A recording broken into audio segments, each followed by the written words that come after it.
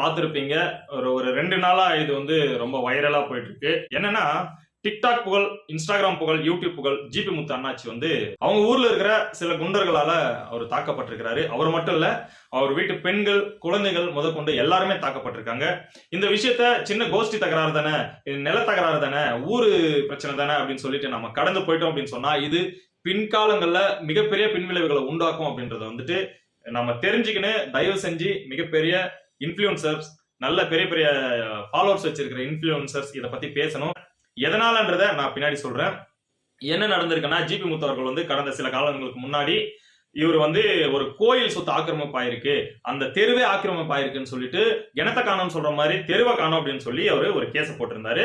அந்த கேஸ்ல ஹைகோர்ட் வந்து அவருக்கு சாதகமா தான் தீர்ப்பு வந்திருக்கு. ஏன்னா நியாயம் அவர் பக்கம் இருக்கு அப்படின்றதுனால.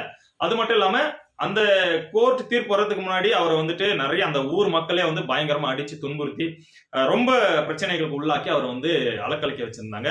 அது போல இப்போ வந்து அதை விட மோசமா இறங்கி அவரை கம்பி எடுத்து ராடால் அடிச்சு கீழே தள்ளி, அந்த வீடியோவை நிறைய பேர் பார்த்திருப்பீங்க என்ன நடந்துச்சு அப்படின்னு சொல்லிட்டு. நேத்தே வந்து இந்த கோயில் பிரச்சனை ஓடிட்டு இருக்குல்ல, கோயில் பிரச்சனை ஓடிச்சுல வந்து நாங்க எல்லாருமே வந்து நான் கோர்ட்டு மூலியமா இது பண்ணிட்டேன், எனக்கு என்னுடைய பாதையை வந்து இல்லைன்னு சொல்லிட்டு வாங்கிட்டு எல்லாமே இது பண்ணாங்க. நான் சட்டப்படி நடவடிக்கை எடுத்துட்டேன். அதுக்கப்புறம் கம்பியால வந்து என்ன அடிச்சு வாங்கி அந்த ஊர்லயே எந்த சப்போர்ட் இல்லாம ரொம்ப கீழ்நிலையில இருந்து உயர்நிலைக்கு போயிட்டாரு அப்படின்னு சொன்னா அந்த வைத்தறிச்சல் எல்லாருமே இருக்கதான் செய்யும். நாம எல்லாரும் அவரை 2019 இருந்து பார்த்துட்டு இருக்கோம், டிக்டாக்ல இருந்து பார்த்துட்டு இருக்கோம்.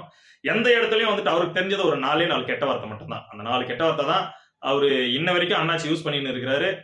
அதை தவிர்த்து எவன் குடும்பத்தையோ இல்ல எவனோட பர்சனலையோ எவனோட குடிய கெடுக்கிற காரியத்தையோ இது வரைக்கும் அவர் செஞ்சதே கிடையாது. யாரையும் வரம்புக்கு மீறி போய் திட்டினதும் கிடையாது. அவரை கண்டம் பண்ணி அவரை கேவலப்படுத்தினதுக்கு அப்புறமா யாரையும் வந்து அந்த அளவுக்கு திட்டினது கிடையாது. தன்னோட கடன் சுமைகளால நான் தற்கொலைக்கே போன சூழ்நிலையிலும் கூட யாரையும் வந்து மத்தவங்களை வந்து அவர் வந்து பெருசா சாட்டுனதே கிடையாது.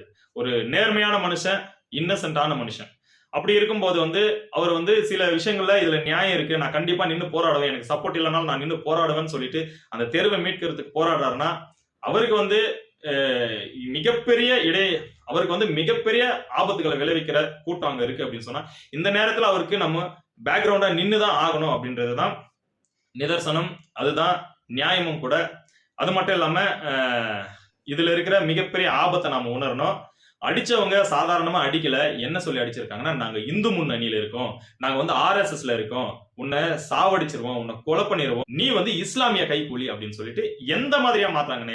ஏன்னா இந்த கோயில் பிரச்சனையில ஒரு தலையிடுறாரு இல்லையா, அதனால வந்து நீ கோயில் பிரச்சனையில தலையிட்டாலே எந்த மாதிரியா மாத்தணும் அப்படின்றத வந்துட்டு அவங்களுக்கு தெரியும். இந்த ஏபிஎஸ் பரமசிவம் நான் RSSல இருக்கேன், நான் இந்து முன்னணியில இருக்கேன், நீ இஸ்லாமியர் கைகூலிங்க, நான் என்ன இஸ்லாமிய கைகூலி, பார்த்தானே இஸ்லாமிய கைகூலின்னு.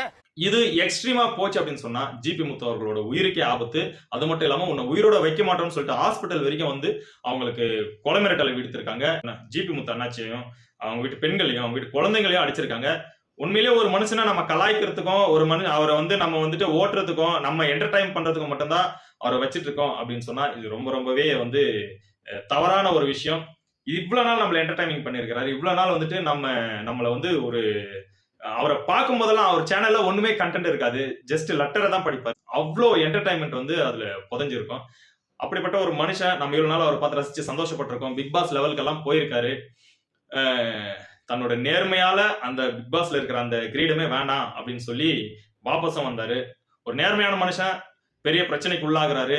ஒரு கும்பல், இதுலயும் மதவாத கும்பல் தான் அவரை வந்து அடிக்கிறாங்க. இதை குறிப்பிடத்தக்கது. புதுசா வந்திருக்கிற முதல்வர் விஜய் அவர்களோட கீழே இருக்கிற இந்த காவல்துறை தயவு செஞ்சு இந்த இனிஷியேட்டிவ் எடுத்து அவங்களுக்கு வந்து எது நியாயமோ பார்த்து குறைஞ்சது ஒரு 2 வருஷமாச்சும் அவங்க உள்ள இருக்கிற மாதிரி அவங்களுக்கு தண்டனைகளை வழங்கணும் அப்படின்றது நம்ம வேண்டுகோள். அப்புறம் பின்னாடி சொல்றேன்னு சொன்னேன் இல்லையா, பொதுவாகவே சிட்டியில இருக்கிறவங்க வந்து சிட்டிலையும் சரி சினிமாக்கள்லயும் சரி கிராமங்களை வந்து ரொம்ப குளோரிஃபை பண்ணி காட்டுவாங்க. அதுல வந்து நமக்கு ரொம்ப மாற்று கருத்து இருக்கு. நானும் கிராமத்தான் தான், கிராமத்துல வாழ்ந்தவன் தான். ஆனா இப்பவும் எனக்கு கிராமம் பிடிக்கும். எந்த விஷயத்துல அப்படின்னு சொன்னா அமைதியான ஒரு அட்மாஸ்பியர், இந்த டிராபிக் இறைச்சல்கள் இதெல்லாம் இல்லாம அமைதியான ஒரு அட்மாஸ்பியர், இதுக்கு மட்டும்தான் கிராமம் சரியே தவிர ஒரு மனுஷனோட சமூக நீதிக்கும் ஒரு மனுஷனோட நிம்மதிக்கும் ஒரு மனுஷன் வந்து பிரச்சனைகள் எல்லாம் வாழ்றதுக்கான இடம் கிராமம் கிடையாது. கிராமத்துலதான் சாதிய இழிவுகள் பயங்கரமா புறையோடி போய் கிடக்குது. கிராமத்துலதான் இந்த பில்லி சூனியங்கள், இந்த சூனிய வைக்கிற இந்த மாந்திரிக செய்யற இந்த கர்மங்கள் எல்லாம் கிராமத்துலதான் நிறைய நிறைஞ்சிருக்கு. சிட்டிலையும் இருக்கு, நான் இல்லைன்னு சொல்லல. ஆனா எடுத்தாலே நாங்க வந்துட்டு மாந்திரிகத்துக்கு தான் போவோம் அப்படின்னு போற இடங்கள் கிராமங்கள்.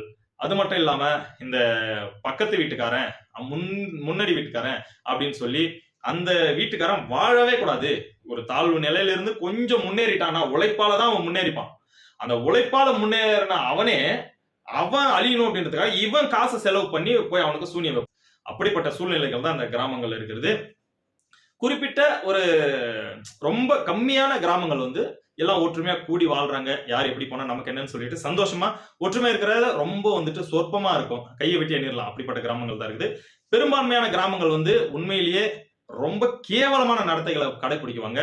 ஏன் சொல்றேன்னா, ஒரு ஒரு நாசக்கார குரூப் இருக்கும், ஒரு வந்து அந்த ஒரு ஒரு குடும்பமோ இல்ல ஒரு குரூப் இருக்கும். அவங்க வந்து ஒரு பொது சொத்து இருக்கும் அந்த ஊர்ல, அந்த ஊர் எல்லா ஊர்லயும் நடக்குது. அந்த பொது சொத்தை ஆக்கிரமிக்கிறதுக்கு கொஞ்சம் கொஞ்சமா அங்க மாடுகளை கட்டுறது, இல்ல அங்க டெய்லி வந்துட்டு அவங்களோட பிசினஸ் செய்யறது, அவங்க வேலைகளை செஞ்சு அப்படியே அந்த இடத்த வந்துட்டு வேற யாருக்கும் விட்டு கொடுக்காம அதை அப்படியே ஆக்கிபை பண்ணி இவங்களுக்கு சொந்தமா மாத்திக்குவாங்க.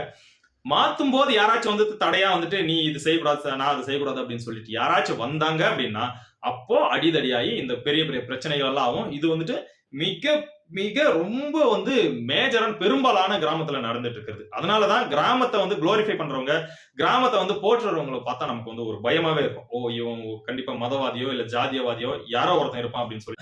அந்த மாதிரி சூழ்நிலை இருக்கும்போதுதான் நம்ம ஜிபி முத்து அவர்களை வந்துட்டு நம்ம இந்த அளவுக்கு வந்து நம்ம வந்து குளோரிஃபை பண்ண வேண்டியதா இருக்குது. ஏன்னா சப்போர்ட் இல்லாம தனிமையா தனிமரமா ஒருத்தர் நிக்கிறாரு அப்படின்னு சொன்னா அவர் பக்கம் நியாயம் இருக்கு அப்படின்ற சமயத்துல நாம வந்து அவர்களுக்கு கரங்களை கொடுத்து கண்டிப்பா அவரை வந்து மேல கொண்டு வர வேண்டியதோ இல்ல அவருக்கு பக்கபலமா நிக்கிறதோ நம்மளோட கடமை. இந்த மாதிரி நேரத்துல இதுக்காக தான் ஆரம்பத்துல சொன்ன பெரிய பெரிய இன்ஃபுளுசர்கள் வந்து அந்த வீடியோவை போடுங்க தயவு செஞ்சு. இது ஒரு நல்ல இதுக்கான ஆரம்பமா இருக்கட்டும்.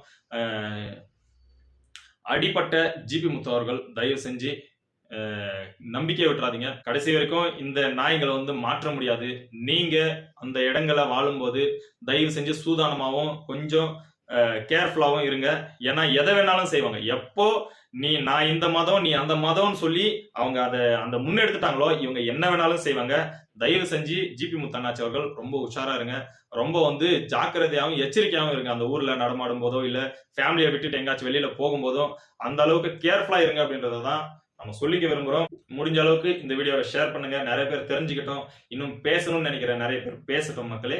நம்ம சேனலை சப்ஸ்கிரைப் பண்ணாம பார்த்துட்டு இருந்தீங்கன்னா கண்டிப்பா சப்ஸ்கிரைப் பண்ணிட்டு வீடியோ பாருங்க மக்களே. நன்றி.